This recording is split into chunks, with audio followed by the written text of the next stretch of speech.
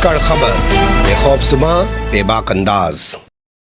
धक्कड़ खबर में आपका स्वागत है। मैं आपके साथ हूं अकरम रईस खान। वैश्विक हलचल, जी हां, वैश्विक हलचल का वो ताजा बुलेटिन लेकर एक बार फिर से आपके सामने हाजिर हो चुके हैं, जिसमें बात करते हैं देश दुनिया ही नहीं, गाजा, फिलिस्तीन, इजराइल, ईरान, लेबनान, सीरिया, रूस और यूक्रेन की खास तौर पर। और इसके अलावा कुछ विशेष खबरों से भी आपको कराते हैं रूबरू, क्योंकि इन तमाम पहलुओं पर मुद्दों पर बात करने के लिए रोजाना हमारे साथ जुड़ जाते हैं कृष्णकांत जी, यानी के जी, जो भारतीय वायुसेना के रिटायर्ड ऑफिसर हैं और जियो पॉलिटिक्स पर वाकई में अपनी पैनी ही नहीं गहरी नजर भी रखते हैं। बहुत शुक्रिया सब वक्त देने के लिए। थैंक यू मिस्टर अकरम। मुझे लगता है आज दुनिया में सबसे ज्यादा चर्चा का विषय अगर कोई जगह है या बनी हुई है आज के दिन, वो है मॉस्को, यानी कि रूस की राजधानी। एक और वहां भारत के जो एनएसए हैं मिस्टर अजीत डोभाल, वो पहुंचे हुए हैं, क्योंकि ट्रंप ने हमें धमकी दी है कि रूस से हमने तेल खरीदा तो फला फला कर देगा। उसके अलावा रूस में पहुंचे हुए हैं ट्रंप के सबसे करीबी माने जाने वाले स्टीव बिटकॉफ, जो गाजा में उनके लिए काम करते हैं, जो रूस में उनके लिए काम करते हैं, और सबसे ज्यादा वही आगे कूद कूद कर नजर आते हैं। तो बातचीत भी वहीं से शुरू करना बेहतर होगा। मॉस्को में जो एक घट रहा है सर, हमारे यहां से एनएसए की दौड़ और वहां से स्टीव बिटकॉफ की दौड़, ये क्या कहलाता है? काफी महत्वपूर्ण घटनाएं घट रही हैं और आज के दौर में, यानी 21वीं शताब्दी के 25 वर्ष हो चुके हैं और हम देखें तो यह मात्र तेल का या तेल की लड़ाई नहीं है। यह पूरे विश्व भर के बाजार जो है उसके ऊपर कब्जा करने के लिए, पूरे जियोपॉलिटिकल कंट्रोल के लिए, पूरे अमेरिकी जो उसकी दबदबा है पूरे विश्व भर में, हेजेमनी है, उसको बरकरार रखने के लिए, उसको तोड़ने के लिए जो लड़ाइयां चल रही है, इन दो खेमों में जबरदस्त लड़ाई चल रहा है। भारत की स्थिति हल्की सी डवाडोल है, यदि पूरी नहीं है तो, क्योंकि विदेश नीति इसकी शुरू से रही है, इन्होंने सीधा के सीधा नहीं किया, कभी इस खेमे में कभी उस खेमे में। तो जो मैं बातें कह रहा हूं भारत को अभी दरकिनार करते हैं, यह मसला उठता है कि ब्रिक्स या दूसरे तरीके से शंघाई कोऑपरेशन ऑर्गेनाइजेशन है, या रशिया का के साथ जो भी मिलिट्री के रूप से आ रहे हैं, नॉर्थ कोरिया, बेलारस और दूसरे देश आ रहे हैं, चीन का बहुत महत्वपूर्ण रोल है, ब्राजील भी उभर के आ रहा है, साउथ अफ्रीका का भी आ रहा है, उस ढंग से इधर नहीं है लेकिन शांति है, फिर भी वह कहीं ना कहीं से आ रहा है। साहेल रीजन का बहुत उभर के आ रहा है, बहुत छोटा होने के बावजूद उनकी जो रोल है वह बहुत जबरदस्त आ रहा है। कोई एक यह कहे कि हम बॉस है दुनिया के, तो वह अपनी ही मतलब मूर्खता दिखा रहा है। तो इसमें अजीत डोभाल का जो विजिट हो रहा है, जिसमें वहां के प्रमुख लोगों से बात करेंगे, संभवतः पुतिन से भी बात इनकी हो सकती है, और यहां से संदेश लेकर गए हैं और वहां से संदेश लेकर वापस आएंगे। एक चीज यह भी है कि खुद क्यों प्रधानमंत्री या विदेश मंत्री नहीं गए, तो इसको उतना तवज्जो नहीं दिखाना चाहते, यानी अमेरिका से कुछ ना कुछ दिखाना चाहते हैं कि भाई वो हमारे एनएसए गई है, कोई खास बात नहीं। लेकिन यह बहुत महत्वपूर्ण है, अमेरिका इतना मूर्ख नहीं है, बहुत धूर्त इस चीज को समझ रहा है, और यह पूछने गए कि भाई तेल का ही नहीं, पूरे युद्ध का, जो यूक्रेन का युद्ध चल रहा है, मिडिल ईस्ट में चल रहा है, जहां हमारे बॉस या हमारे जो सही में कहें हमारे जो बड़े बड़े पूंजीपति हैं, उनका जो कारखाना, तेल और बाकी सब चीजें, जो ड्रोन्स वगैरह जो बन रहे हैं वहां पे इजराइल में, उस सब का हम क्या करें? सब बहुत बड़ी बातें हैं, सब मिला के करने गए हैं और आगे के करने गए हैं। कहां तक समझौता होता है, कहां तक ये झुकता है भारत, कहां तक नहीं ऐसा भी झुकता। तो हो सकता है ना सर, कि जिस तरीके से ट्रम्प धमका रहा है, ट्रम्प तो सभी को धमका रहा है, रूस को भी धमका रहा है और तमाम देशों को भी धमका रहा है, क्या कहीं कोई बड़ा घटनाक्रम तो दुनिया में देखने को नहीं मिलने वाला है? क्योंकि वहां जाके बात करें और कहें कि ठीक है भाई, अब इस वक्त आ गया, इस अमेरिका की दादागिरी निकालते हैं, तुम ढंग से खड़े हो जाओ, चाइना से बात करो, क्योंकि हम तो चाइना से उतनी अच्छी बात नहीं कर सकते हैं जितना रूस कर सकता है। आपने जैसा कहा, मैं चाहूंगा कि वो हो, लेकिन जो भारत की अभी सत्ताधारी राजनीतिक दल और सत्ताधारी जो आर्थिक रूप से पूरा कंट्रोल करता है, यानी सीधे के सीधे नाम ले तो अदानी, अंबानी, टाटा, बिरला, जो ये लोग हैं, इनकी परिस्थिति ऐसी है कि ये लोग आरएसएस की सत्ता से भी अलग नहीं होना चाहते। यानी सीधे कहें तो जो हमारी डोमेस्टिक पॉलिसी है, जिसमें हम धर्म जाति के आधार पर, देशवाद के आधार पर विश्व गुरु बन हम चुके हैं। नहीं, विश्व गुरु तो अलग बात है, नहीं, धर्म के जिसके आधार पर तो बन आधार ही पर, चुके हैं ना सर। जो भी हो, अब मैंने आप गलत नहीं कर रहे हैं, हम्म। जो इनके समर्थक हैं, जो भक्त हैं, हम्म। उनको वह यह नहीं दिखाना चाहते हैं कि आज हम इसराइल और अमेरिका से अलग हो रहे हैं। हम्म। और आज खास धर्म के समुदाय के लोगों को, जो भारत और विश्व भर में जो लड़ रहे थे, उससे अलग है। और हम्म। हमारी विदेश नीति में है, वह मुख्य रूप से आर्थिक है, कि हम वहां से बहुत सारा, जैसे ठीक। ट्रम्प भी बार बार दोहरा रहे हैं कि तुम वहां से तेल बहुत से दर लेते हो, दूसरी चीज लेते हो और दूसरे लोगों को बेचते हो, ठीक है। भी ले रहा है, लेकिन दादागिरी उनकी है। तो ये जो हमारा अंदरूनी राजनीति है, जी। जो यहाँ का वही सत्ताधारी वर्ग से विदेश आप नीति समझ पे चुके हमारी होंगे। हावी नजर आएगा। लेकिन स्टीव बिटकॉफ क्या करने चले गए? जब तुम धमका ही रहे हो यार ट्रंप सीधे सीधे कि हम रूस के खिलाफ ये कर देंगे, तो तुम ही क्यों बात करने जा रहे हो? बात करने तो रूस का कोई भागा भागा तुम्हारे पास आता, तब हम मानते कि हाँ रूस डर गया। तुम ही धमका रहे हो, तुम्हारा ही बंदा जा रहा है। अब निश्चित रूप से इस भारत के बाद हम स्टीव विटकॉफ की ही बात करेंगे। इनके जाने का मतलब साफ है कि यह भी एक संदेश लेके जा रहे हैं ट्रंप की तरफ से, हाँ या ना। हालांकि पुतिन ना हाँ करेंगे ना करेंगे। यूक्रेन का युद्ध, जब तक कि पुतिन के जो ही इनकी मांग है, कम से कम उसका 50-60% पूरी ना हो जाए, जिससे मुख्य रूप से 3-4 रूसी स्पीकिंग या रूसी कल्चर वाले लोग, जो लोग हैं, उसको रूस को दे ना दिया जाए। कुछ पे कब्जा हो गया, कुछ पे नहीं हो गया, नेटो बिल्कुल अलग हो जाए, जो कि 1990 के ही दशक में, उसी समय में गोर्बाचोव ने कहा था। लेकिन गोर्बाचोव एक बड़ा ही दलाल किस्म का आदमी निकला, उसने लिखित रूप में कुछ नहीं लिया। हम्म। तो विटकॉफ ये कहना चाहेंगे और पुतिन ये कहना चाहेंगे, इन दोनों के बीच में जो है, और यहां पे किस हद तक दोनों मानते हैं, क्योंकि अमेरिका को कहीं ना कहीं लग रहा है कि यदि थर्ड वर्ल्ड वॉर ना भी हो, धमकी देने से कुछ नहीं होता। 2 पनडुब्बी यहां भेज दिया, एक लॉन्ग रेंज मिसाइल वाला बेस उन्होंने फिलीपींस में लगा दिया, जर्मनी, इंग्लैंड और दूसरे जगहों में ये परमाणु बम लगा रहे हैं। इससे रशिया नहीं डरने वाला है। ये डरना है तो दोनों देश के बड़े बड़े जो महारथी लोग हैं, वो डरेंगे कि केवल इस लड़ाई में दोनों खत्म होंगे। दूसरी चीज है कि यदि नया वर्ल्ड ऑर्डर बन रहा है, हम्म। एक नया ध्रुवीकरण हो रहा है, जो बार बार मैं भी कर रहा हूं, आप भी कर रहे हैं, उसमें अमेरिका का कितना हिस्सा होगा, किस हद तक होगा, रशिया का कैसा हिस्सा होगा। सेकेंड वर्ल्ड वॉर के पहले ये चीज हुआ था। सेकेंड वर्ल्ड वॉर के बाद स्टालिन और इस तरफ के जो लोग थे, ठीक है। वो लोग बैठ के कहीं इराक वगैरह में उन्होंने उसकी संधि की थी और उसका बंटवारा किया था कि तुम यहां हस्तक्षेप ना करो, वहां ना करो। हालांकि यूएसए उसको लगातार तोड़ता रहा और खुश्चेव के आने के बाद से तो खैर हावी हो ही गया। ठीक। तो विटकॉफ बड़ा ही महत्वपूर्ण ऐसे समय में जा रहे हैं, जबकि दो भाग उनकी करने की कोशिश है कि भैया ये हमारा है, लेकिन उसमें चीन का क्या रोल होगा, चीन को कैसे छोड़ेंगे। इसलिए उनका जो अंतिम समझौता के लिए जा रहे हैं, तो वह संभव नहीं है और ना ही होगा। जी। ठीक है, मान लेते हैं अंतिम समझौता नहीं हो पाया, तो ट्रंप जो है वो रूस पे टैरिफ लगाएंगे।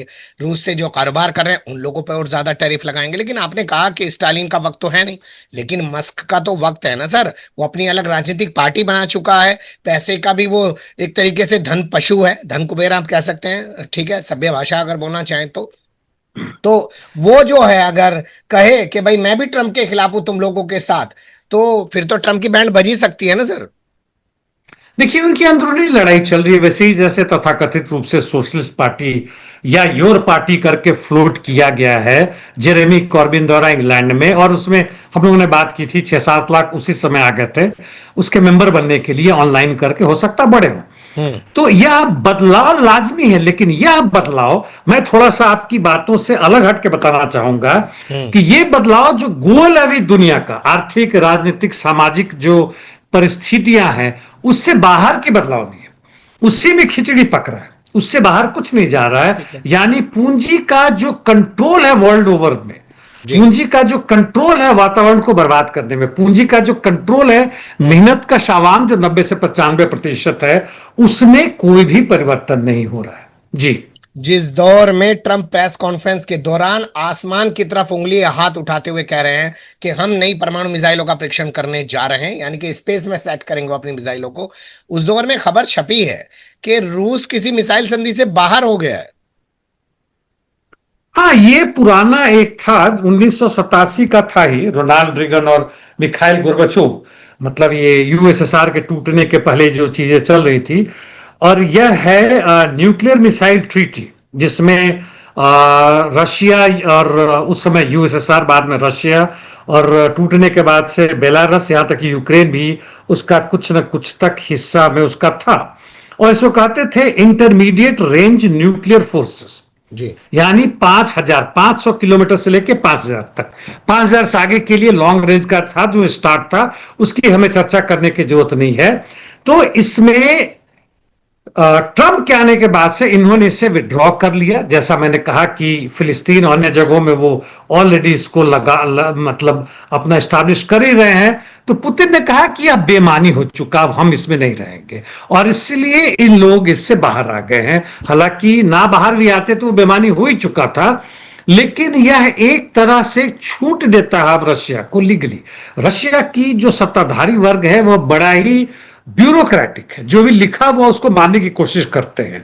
ऐसा नहीं कि झूठ नहीं बोलते, लेकिन फिर भी उसको मानने की कोशिश कर रहे हैं। ये मैं नहीं कहूंगा कि यूएसएसआर, सोवियत एरा का प्रभाव बरकरार है, लेकिन छोटा मोटा जो भी है, फिर से स्टालिन की मूर्ति लगा रहे हैं, फिर से नया नाम वो किए जा रहे हैं, स्टालिनग्राद और लेनिनग्राद सब कर रहे हैं।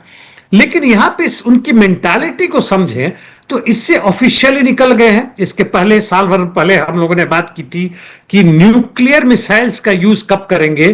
तो जो इनका जो बेसिस था, दो ही था कि हम पर कोई न्यूक्लियर अटैक कर दे, न्यूक्लियर बॉम्ब का, और नंबर 2 था कि हमारा अस्तित्व खतरे में आ जाए। इसके बाद इन्होंने जोड़ा कि वैसा भी देश जिसके पास न्यूक्लियर बॉम्ब नहीं है, अस्तित्व ना भी खतरा हमें है लेकिन बढ़ रहा है, तो हम उसको भी मारेंगे। तो धीमे धीमे डाइल्यूट कर रहे हैं, स्थिति को बना रहे हैं कि जरूरत पड़ेगा तो हम इस तरह के मिसाइल ही नहीं, बल्कि मिसाइल का वॉर हेड होगा, उसमें न्यूक्लियर बॉम्ब भी हो सकता है। कोई जरूरी नहीं कि केवल हम 500,000 केजी वाला बॉम्ब भेजें। जी। ब्राजील डब्ल्यूएचओ जा रहा है अमेरिका के खिलाफ, शाबाशी देंगे आप तो? अब जहां तक उसमें जाने की बात है, हमने आईसीसी, आईसीजे का, जहां तक मैं कहूंगा कि उसकी अर्थ ही निकलते हुए देखा है, दफन करना बाकी रह गया। ठीक है, वर्ल्ड ट्रेड ऑर्गेनाइजेशन में जाएं, हंगामा मचाएं, भारत को भी जाना चाहिए। लेकिन यदि भारत सहयोग दे तो अभी चीज है कि ब्रिक्स को मजबूत करें, डब्ल्यूटीओ से ज्यादा मजबूत होगा, जिसमें ब्राजील, साउथ अफ्रीका के साथ भारत, चीन और रशिया के साथ और दूसरे जो देश आ गए, हम लोग 11 हो गए हैं, और बाकी करीब करीब और भी 9 या 10 जो है सो आने के लिए बेचैन है। एक अर्जेंटीना वाला था हवाई, जो कि सत्ता माने के बाद कहता है कि कम्युनिस्टों का ऑर्गेनाइजेशन है, हालांकि कम्युनिज्म का इससे कुछ भी लेना देना नहीं है। तो इसको हम मजबूत करें, ना कि हम अमेरिका के खिलाफ वहां जाए जहां अमेरिका ही का बॉस बैठा हुआ है। शायद आपको वो कहावत याद होगा कि इस जिला के मालिक हम हैं, केस हम पे है, जज हम पे है, हत्या मैंने ही की है और वर्डिक्ट हम ही देंगे, कुछ इस तरह का है। बिल्कुल सही बात है। अब रुक कर लेते हैं कुछ और खास खबरों का। यहाँ जो अपडेट है वो आ रहा है कोलंबिया और पेरू से जुड़ा हुआ। कोलंबिया आरोप लगा रहा है पेरू पर कि उसने कोई द्वीप कब्जा लिया है। सर, बड़े बड़े देशों में छोटी छोटी घटनाएं होती रहती हैं। दोनों नेबरिंग कंट्री है, वहां पे एक छोटा सा आइलैंड है, सांता रोजा नाम है, और यह अमेजोन रिवर के बीच में है। और दोनों के नागरिक तकरीबन रहते थे, दोनों में कोई बंटवारा नहीं था। अब पेरू ने अपना एक वर्डिक्ट जारी कर दिया है, उसके पार्लियामेंट से, उसके प्रेसिडेंट जो पास कर दिया है कि हमारा क्षेत्र हो गया, और कारण बताते हैं कि वहां से हमें पैसे चाहिए, टैक्सेस वगैरह चाहिए। तो पूरी दुनिया में लड़ाई तो उसी का आधार चल रहा है, और यहाँ के भी, कोलंबिया के भी लड़ रहे हैं कि भाई ऐसा कैसे कर दोगे, गड़बड़ है, हम यूएनओ में जाएंगे, हम लीगल बात करेंगे, देखते हैं क्या होता है। हालांकि मसला बहुत छोटा सा ही, दोनों यदि मिल के बातें करें, छोटा सा आइलैंड है और वहां पे लोग घूमने हजारों की संख्या में आते हैं, दोनों देशों को फायदा हो रहा है, क्यों इस पे लफड़ा करना है। और बहुत सारे जो टूरिस्ट आते, हो सकता है आए ही ना। जी बिल्कुल आप सही कह रहे हैं। लेकिन यहाँ ये भी देखना होगा कि जिस तरीके से कोलंबिया अड़कर खड़ा हुआ गाजा के साथ इसराइल के खिलाफ, तो पेरू के जरिए उसको डिस्टर्ब कराने की ये एक अमेरिकी कोशिश या साजिश भी हो सकती है। अब रुक कर लेते हैं गाजा और मिडिल ईस्ट से जुड़ी खबरों का। और यहाँ जो पहला अपडेट है वो ये कि ट्रंप कह रहे हैं कि भैया हमारा फोकस ना गाजा में मानवीय सहायता भेजने पर है। इसराइल अगर वहां कोई कब्जा कर रहा है तो उससे हमें नहीं पता, वो उसका अपना मामला है। ट्रम्प झूठ बोलने में उस्ताद हैं, और जितने भी तानाशाह आजकल के हैं, पहले के भी थे, आज के तो खैर, तानाशाही के साथ साथ चूंकि सत्ता आ गई है, बोलने की कला है, और जनता के पास कुछ खास समझ ना होने के कारण जो भी हो, चुनाव में हेराफेरी करके ये लोग केवल तानाशाही नहीं है, धूर्त ही नहीं है, बल्कि जाहिल भी हैं। और ये कहते हैं कि जहां तक बात, वैसे देखिए उदाहरण के लिए इसी के साथ साथ बता दूं कि इजिप्ट के जो राष्ट्रपति या प्रधानमंत्री सीसी, वो बिल्कुल ट्रंप के चमचे हैं, वैसे ही जैसे टर्की या जोर्डन के जो लोग हैं, वह कहते हैं कि यह जो है हमें बर्दाश्त नहीं हो रहा है कि गाजा में जिस तरह का जनसंहार हो रहा है। जी जी। तो मतलब जो मर्जी है बोल दो, यह भी ट्रंप भी बोल रहे हैं। और करोड़ों नहीं अरबों रुपए के, मतलब डॉलर के ये आर्म्स अम्युनिशन से भेज रहे हैं, उनके पीछे खड़े हैं। और वहां पे खुलेआम हो गए, यूएनओ के भी जो रिपोर्टर है वह भी कर रहे हैं कि वहां पर यह बहुत भयानक चीज है। 60 से 70% पे तो मिलिटराइज जोन हो ही गया जहां ये बमबारी कर रहे हैं, बाकी 25-30% को भी ये शुरुआत करने जा रहे हैं। और यह पूरी उसकी तैयारी है। विटकॉफ जा रहे हैं तो वहां भी बात होगी। और ये देखने की बात है कि यूरोपियन यूनियन जो बोल रहा है झूठ बोल रहा है, रशिया क्या कर रहा है, ईरान का कोई अभी बोलने का कोई खास बात तो नहीं है। यदि रशिया इस पे अड़ता है या समझौता इस पे करता है कि भाई तुम गाजा को नहीं बल्कि पूरे के पूरे पैलेस्टीन को एक इंडिपेंडेंट कंट्री घोषित करो और वहां से इसराइल को हटाओ। वैसे बाय द वे जहां तक गाजा की स्वतंत्रता की बात है, उस इस लड़ाई के पहले भी उसका जितना एयर ऊपर का था और जितना सी पोर्ट था वह भी आईडीएफ के ही कंट्रोल में था। वो बेचारा कहां स्वतंत्र था। जी। बिल्कुल आप सही कह रहे हैं, लेकिन यहाँ एक सवाल मैं उठाना चाहता हूँ। आपने कहा कि बहुत सारी जमीन गाजा की एक तरीके से इजरायली मिलिट्री के कब्जे में है। आईसीजे में एक मुकदमा गया था जिसमें कहा गया था साहब इतने सालों से इन्होंने फिलिस्तीन की जमीन पर कब्जा कर रखा है। आईसीजे ने भी कुछ जजमेंट दिया था। तो क्या उस जजमेंट, उस आदेश के परिप्रेक्ष्य में अगर हम देखें और जिस तरीके से आज गाजा में कब्जा किया जा रहा है, इसको लेकर आपको दुनिया में कोई हलचल दिखती है? देखिए आंदोलन तो बहुत जगह चल रहे हैं। इजिप्ट में सीसी को क्यों कहना पड़ा? इजिप्ट में इसराइल का जो दूतावास एम्बेसी है, वहां से इन्होंने अपने एम्बेसडर और बाकी लोगों को बुला लिए। क्यों? क्योंकि जनता का आंदोलन वहां बहुत बढ़ रहा था और इनको खतरा नजर आने लगा। तो जनता तो उठ खड़ी हो रही है, बहुत जगह हो रही है, यहां तक कि जॉर्डन तक में भी हुआ। और इसराइल के अंदर में भी हजारों नहीं लाखों लोग आ रहे हैं इस जेनोसाइड यानी जो जनसंहार चल रहा है उसके खिलाफ, और अपने कैदियों को छुड़ाने का। जो 67% कहा, वो मैंने ये नहीं कहा कि इजराइल कब्जा है, वह मिलिटराइज जोन हो गया। यानी वहां पे बॉम्बार्डिंग कर रहे हैं, मार रहे हैं, जाते हैं आते हैं, वो सब हो रहा है।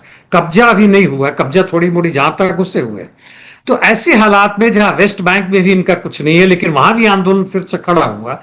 तो एक नए दुनिया में बढ़ने के लिए जहां एक तरफ उपाय जो बचता है एक एटम बॉम्ब, जैसा कल भी आपने कहा था कि वह यदि होता है तो निश्चित रूप से वहां वेस्टर्न कंट्रीज एक छोटा ही सा वो मार दे वहां पे तो बहुत सारा परिवर्तन हो जाएगा, लेकिन नहीं हो रहा है। दूसरी खबर यह भी कि एक साल पहले अभी न्यूज में आ रहा है जी। कि ईरान के साइंटिस्ट लोग गए थे चुपचाप रशिया में और वहां के साइंटिस्ट से बात की थी।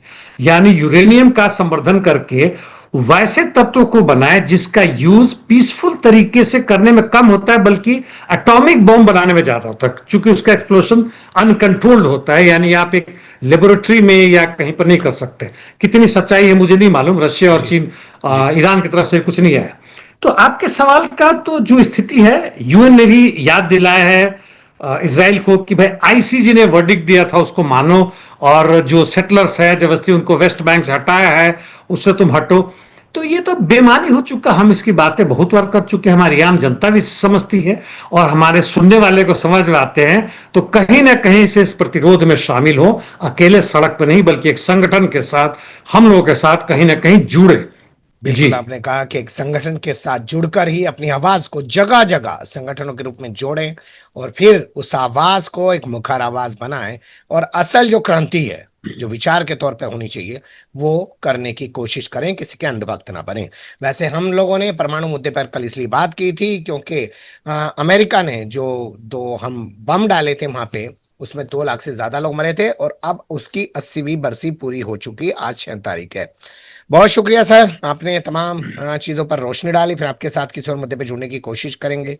धन्यवाद। Thank you mister Akram.